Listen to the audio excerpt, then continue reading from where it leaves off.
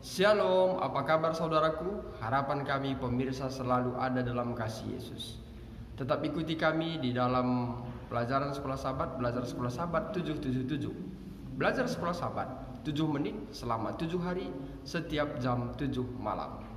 Kita telah tiba di pelajaran yang ke-13, tepatnya pada hari Kamis 23 Desember dengan judul Kebangkitan Kita Semua. Mengawali pelajaran ini, mari kita undang kuasa Tuhan, kita berdoa. Bapa di sorga, terima kasih berkat yang indah Tuhan berikan bagi kami. Kembali kami belajar dari pelajaran sekolah sahabat, tepatnya pada hari Kamis. Kiranya pelajaran yang kami pelajari menuntun iman kami untuk lebih setia bagi Tuhan. Kami manusia penuh dengan dosa, Tuhan, ampunkan kami dari setiap kesalahan kami. Berkati semua pemirsa rancangan yang terbaik Tuhan berikan bagi mereka. Dalam anak-Mu Yesus kami berdoa dan mengucap syukur. Amin. Kutipan sekolah sahabat kita hari ini mengatakan, dengan terang yang ditambahkan di perjanjian baru, pada akhirnya dikeluarkan Musa dari tanah perjanjian, tidak kelihatan seperti sebuah penghukuman.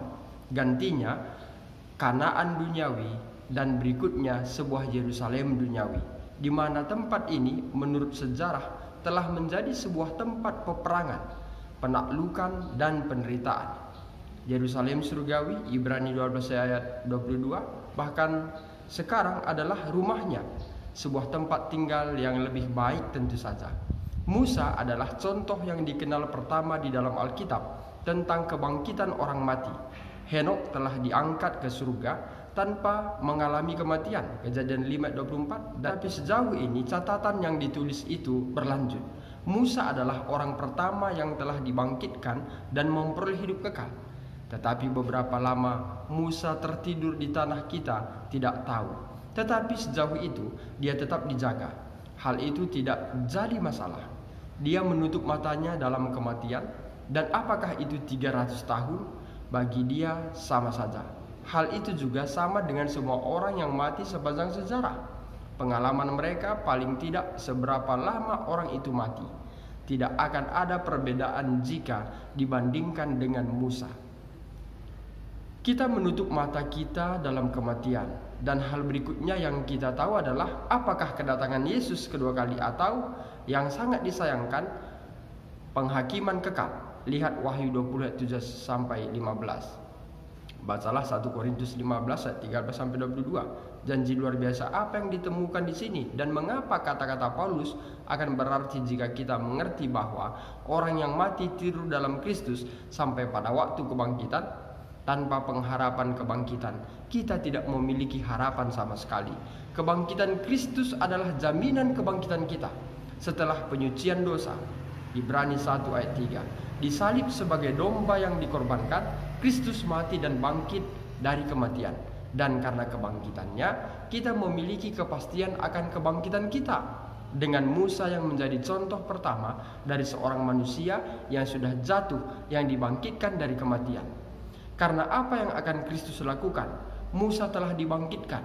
Dan karena apa yang telah Kristus lakukan, kita juga akan dibangkitkan. Jadi, kita bisa temukan dalam kisah Musa sebuah contoh keselamatan oleh iman. Sebuah iman yang dinyatakan dalam sebuah kehidupan yang setia dan percaya pada Allah.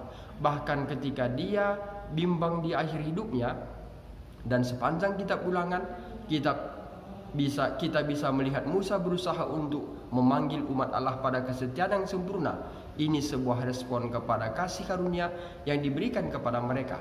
Sama seperti itu telah diberikan kepada kita, bagi kita yang berada di perbatasan tanah perjanjian. Bukankah Dia adalah Allah?